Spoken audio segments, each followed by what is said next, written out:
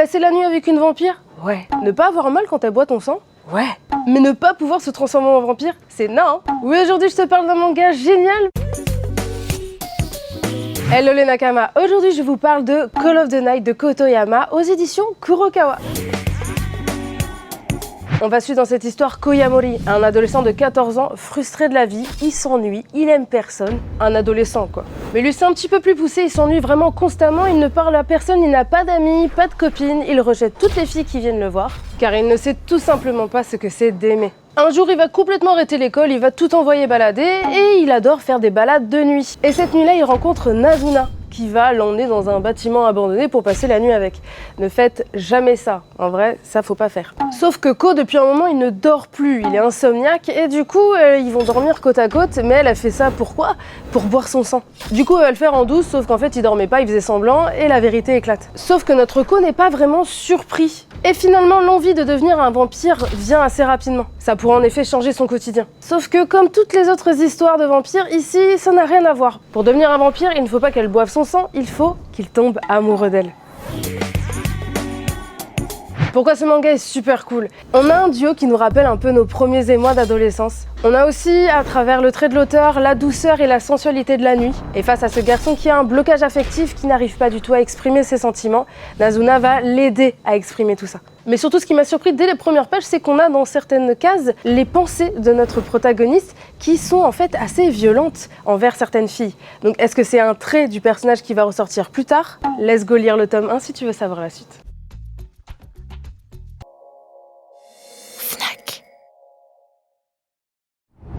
Attention chers Nakama, cette vidéo n'est pas du tout pour les plus sensibles, les plus fragiles d'entre vous, parce qu'il y aura des images, des extraits, des pages de manga qui pourront peut-être heurter ta sensibilité, et pour tous ceux qui ne sont pas fragiles comme moi, c'est totalement faux d'ailleurs, je suis une grosse lopette, mais tous ceux qui sont prêts à affronter le cauchemar, l'horreur et les phobies, cette vidéo commence tout de suite.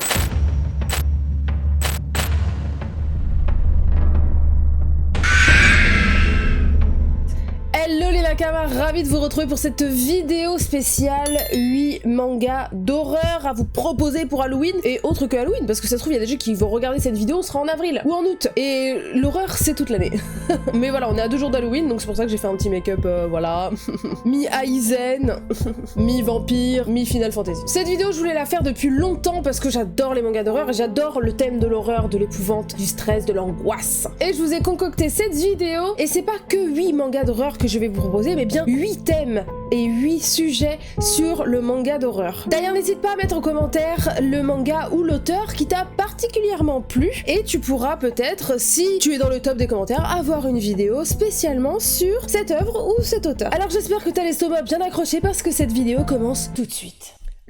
L'horreur fantastique et science-fiction. Je me devais de commencer cette vidéo par les chefs-d'œuvre de Lovecraft. Pour ceux qui ne connaissent pas, Howard Philip Lovecraft, né en 1890, est un auteur, romancier, horreur extrêmement connu qui a inspiré beaucoup de monde. Mais Sophia, on parle manga ici. Oui bah, 2 secondes, j'en viens. Mais là on parle manga, et oui, Go Tanabe, depuis 2015, s'occupe de retranscrire ses œuvres en manga. Celui qui hantait les ténèbres, La couleur tombée du ciel, Le cauchemar d'Innsmouth, toutes ces œuvres absolument incroyables ont été retranscrites en manga, et aujourd'hui je vais te parler d'une en particulier, L'Appel de Cthulhu. Alors ça se dit Cthulhu apparemment, je sais ça s'écrit Cthulhu, mais ça se dit Cthulhu apparemment. Voilà, c'est l'info du jour. Je voulais juste vous montrer d'abord le coffret avec les mangas de chez Kiun. Le travail est absolument sublime dessus, regardez comment ça fait vintage à mort, et les couvertures sont en simili-cuir, voilà. Et ça c'est L'Appel de Cthulhu, il est assez épais quand même, mais je peux vous dire que ça se dévore. Écrit en 1928, c'est un chef-d'œuvre mêlant enquête, épouvante, SF et fantastique. Cette œuvre, comme beaucoup d'autres, ont énormément inspiré Guillermo del Toro, Stephen King, Junji Ito ou même Kentaro Miura. Alors voici l'histoire de L'Appel de Cthulhu. Après la mort de son grand-oncle, Francis Thurston va découvrir dans les notes qu'il a laissées l'existence d'une secte, le culte de Cthulhu. Et dans sa recherche, il va découvrir une effroyable vérité, celle d'une créature gigantesque, venue sur Terre en des temps anciens. On y découvre l'horreur des profondeurs, une créature malfaisante et repoussante, des sectes avec des sacrifices humains, des orgies autour de corps torturés, l'annonce d'une apocalypse par des êtres à la puissance monstrueuse monstrueuse. À travers le trait de Go Tanabe, c'est une ambiance pesante, des plans et des doubles pages absolument magnifiques. On s'imagine déjà une musique lourde et pesante pour accompagner ces pages d'une justesse incroyable. On oublie presque que c'est de la fiction pour se laisser sombrer dans l'abîme, d'une théorie SF déroutante et vraiment flippante, tant l'enquête et les récits sont haletants. Thalassophobie et mégalophobie, dans ces œuvres vous pourriez finir par développer ces peurs. Les chefs-d'œuvre se dévorent, mais attention à ne pas sombrer dans la folie, comme ceux qui ont répondu à l'appel de Cthulhu. La disparition et la folie. Imaginez que votre enfant et toute une école disparaissent dans la surprise générale et sans aucune explication, téléportés dans un monde inconnu et hostile. Voici l'école emportée de Kazuo Umezu, mangaka d'horreur très connu qui a inspiré énormément le monde du manga. C'est en 1972 qu'il écrira cette œuvre et vous la retrouvez en 6 tomes chez Glénat. 6 tomes où la disparition de l'être cher torture l'esprit de ces familles dans l'incompréhension totale et où la folie viendra contrôler le mental des adultes censés protéger les plus jeunes et plus vulnérables. Une ambiance pesante et malaisante, un dessin et des chara-design au regard à la limite du cringe, un mystère que devront élucider de pauvres enfants à la merci d'un monde inconnu, entouré d'adultes, devenus ce que l'homme peut devenir quand les lois et la survie remplacent la raison. Quand l'enfant se doit de grandir en très peu de temps et que l'adulte devient monstrueux. Est-ce que c'est l'univers dans lequel ils ont été téléportés qui est le plus dangereux ou finalement,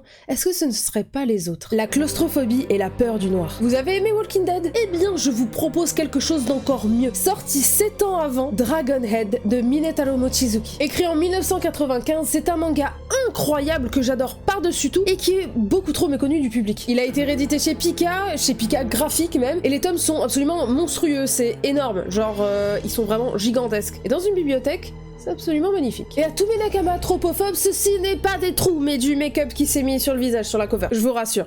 La tropophobie, c'est pas pour tout de suite, ce sera après. Teru revient de Kyoto avec sa classe dans le Shinkansen, quand soudain, aux abords de Tokyo, il regarde par la fenêtre et voit une immense colonne de feu monter jusqu'au ciel. Un tremblement de terre, le train déraille dans un tunnel, le noir total.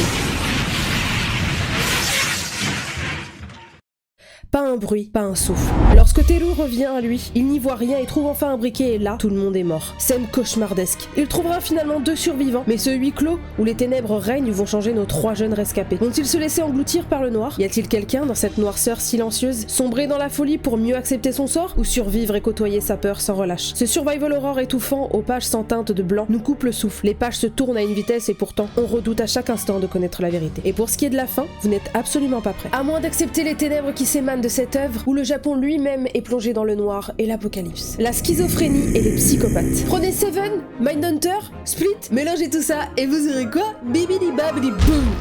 MPD Psycho. Ce manga sorti en 1997 de Otsuka Eiji et Tajima Sho a tout du manga d'horreur policier et psychologique. Et a surtout des covers incroyables, s'il vous plaît, bordel, elles sont amazing les covers. Mais c'est plus édité. C'était chez Pika. Mais il l'édite plus. C'est sur Isneo là maintenant. Oupsie. Ouh, les tomes d'occasion sur Amazon.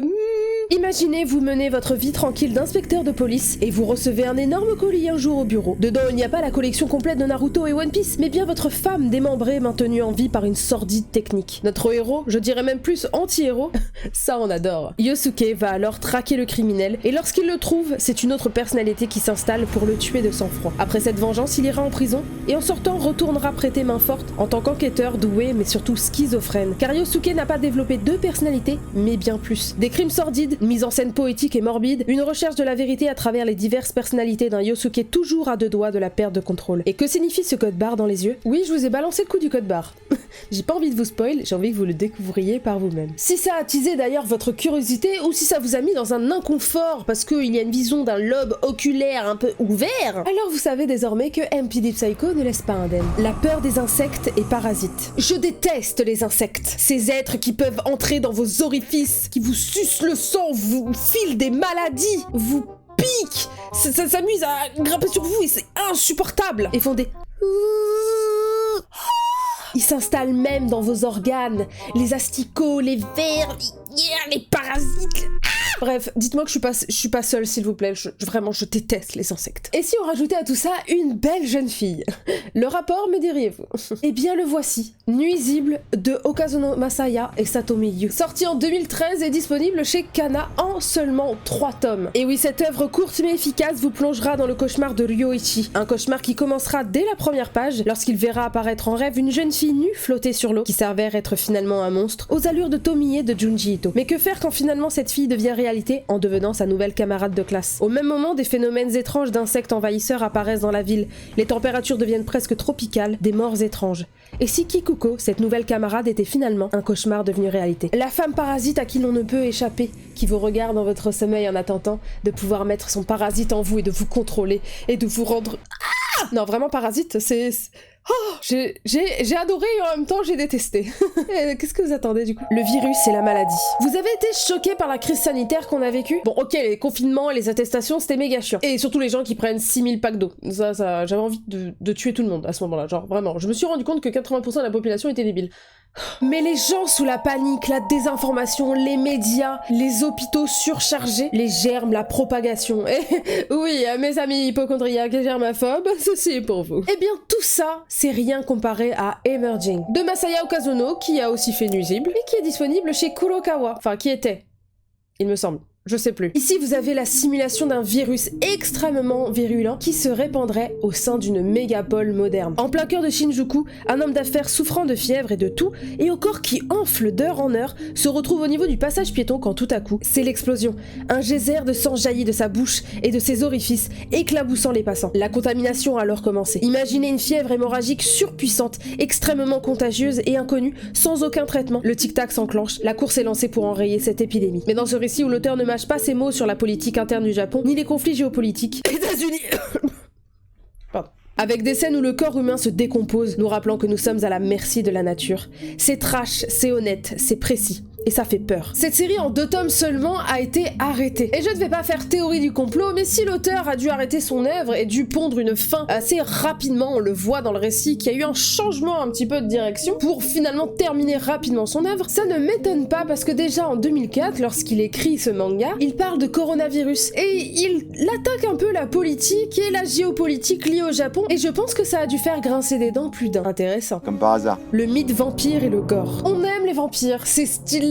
Ils sont classe, souvent d'un grand standing, et en plus ils sont souvent torturés avec un passé bien expliqué. Bref, on a de la sympathie pour eux et on aimerait presque se faire mordre le cou. Mais je t'assure qu'avec ce manga, ça ne va vraiment pas être le cas. Shigaime de Sato Hirohisa. Le travail dessus est absolument sublime. Sorti en 2016 au Japon et en 2022 chez Mangetsu, merci pour les travaux, nous délivre ici un récit gore et même légèrement ecchi. Un vampire qui fait du touche pipi à moitié à poil.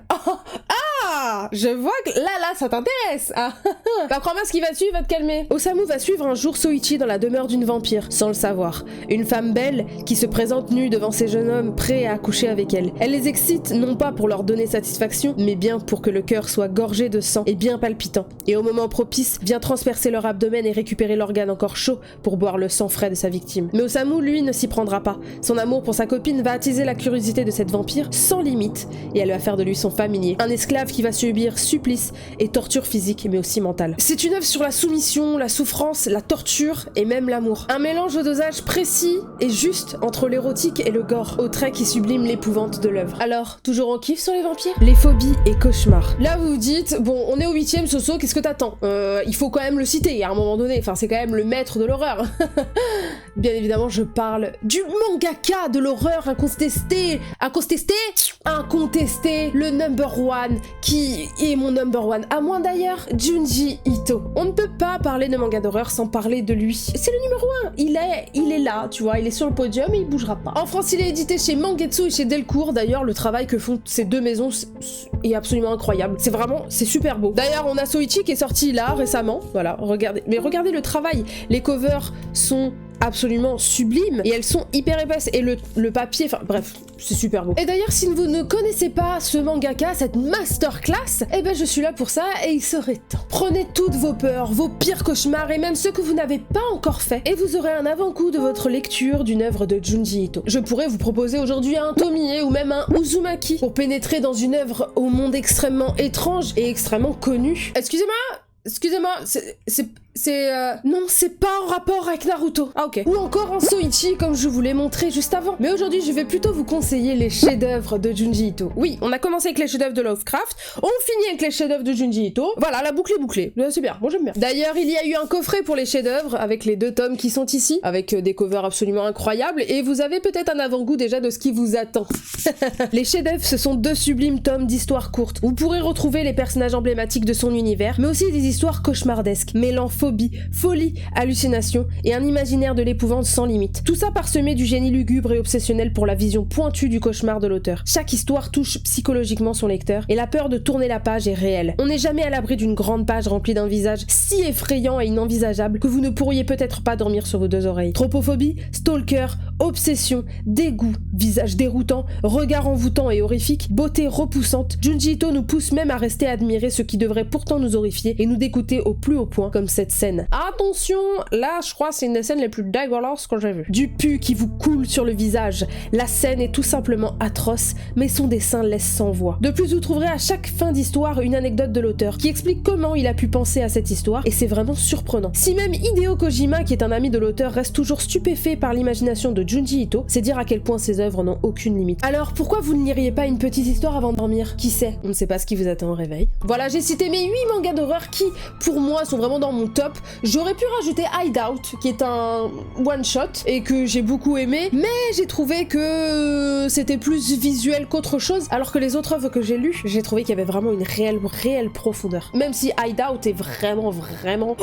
il a réussi quand même à m'énerver. Mais je vous spoil rien. On pourrait aussi rajouter Jagan, Parasite, qui sont plus des horreurs dans l'action. D'ailleurs, n'hésitez pas à mettre en commentaire votre manga d'horreur préféré. Qui sait, vous pourriez peut-être me faire découvrir quelque chose. Beaucoup m'ont demandé aussi pourquoi il n'y a pas d'animé d'horreur et pourquoi je ne fais pas de top animé d'horreur. Tout simplement parce qu'il n'y en a pas des concluants, des de bonne qualité. Et je sais pourquoi. Tout simplement, premier point, parce qu'il y a la censure. Voilà, l'horreur, c'est compliqué. Mais deuxième point est beaucoup plus flagrant. Les mangas d'horreur sont méconnus et pourtant ils se suffisent à eux-mêmes, tant par le fait que le dessin soit en noir et blanc et que le fait que les visages, les poses, les moments horrifiques soient posés sur le papier, soient figés. Et ce qui est assez difficile à adapter à l'écran. Le noir et le blanc et ses nuances donnent toute la profondeur à cette catégorie de manga qui n'est à mettre entre les mains que des plus courageux. Sur ce les Nakama, j'espère que vous avez apprécié cette vidéo. N'oubliez pas d'activer la cloche, de vous abonner et de mettre les petits pouces bleus comme d'habitude, de me rejoindre sur tous mes réseaux sociaux et sur ce, bye bye les Nakama.